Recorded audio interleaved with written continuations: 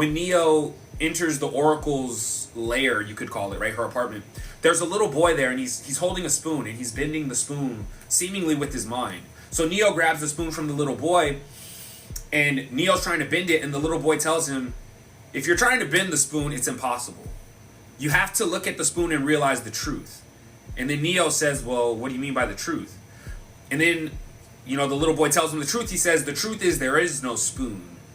And what you look at, when it looks like the spoon is bending, it's actually yourself. You are what's bending. It's not the spoon.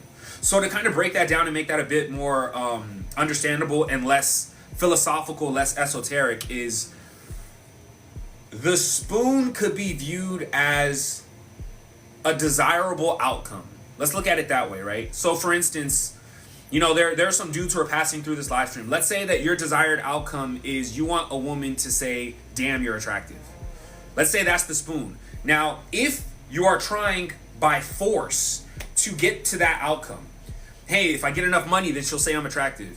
Hey, if I get muscular, if I go to the gym and get buff, then she'll say I'm attractive. If I, buy these clothing, if I buy Gucci, then she'll say I'm attractive. If I get the Lamborghini, then she'll say I'm attractive.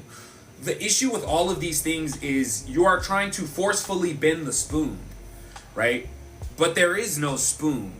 The only thing that can bend is you. And so while you're trying to pursue these external things to get the external world to bend, the truth is the only way to get that actual response of the spoon bending is you're going to have to bend yourself. And so you can't subscribe to these things that you believe will bend the spoon because there is no spoon. By that, I mean, there is nothing you can do that will actually make you attractive. Within this example, there's nothing you can do that will 100% foolproof make you attractive, because the fact is you can have all of these things and the spoon can still not bend. They could still say you're not attractive, right? However, if you realize there is no spoon and the only thing that bends is yourself, to tie that metaphor together is that would be like you saying, instead of pursuing these external things, I'm going to decide I'm self-sourced, I'm enough, I am attractive, I am beautiful, I am wanted.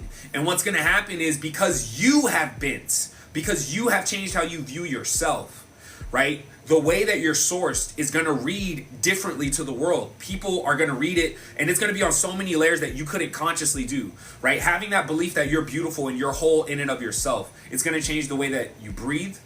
It's going to change your word choice. It's going to change your vocal tonality. It's going to change the fluidity of your expressions. It's going to change the tension in your neck, the tension in your facial muscles, all of these things that you could never do consciously. And unconsciously, those changes are going to happen. And what's going to happen is people are going to see all of those things. And because you changed how you see yourself, rather than fighting against how the world sees you, trying to change these external things, people are going to start saying things like, oh my God, you're so attractive. Oh my God, you're so beautiful. You're so handsome. I just want to be around you. I just want to listen to you, right? And what happens is that shift, that change, that desired outcome, it didn't come by you forcing the spoon to bend. It came from you bending yourself. And so everyone around you, externally, the world is going to say, oh my gosh, they did something and that's why the change happened, right? They're going to see you talking to people. They're going to be like, oh, okay, people, right? Let's use TJ as an example. Shout out to TJ.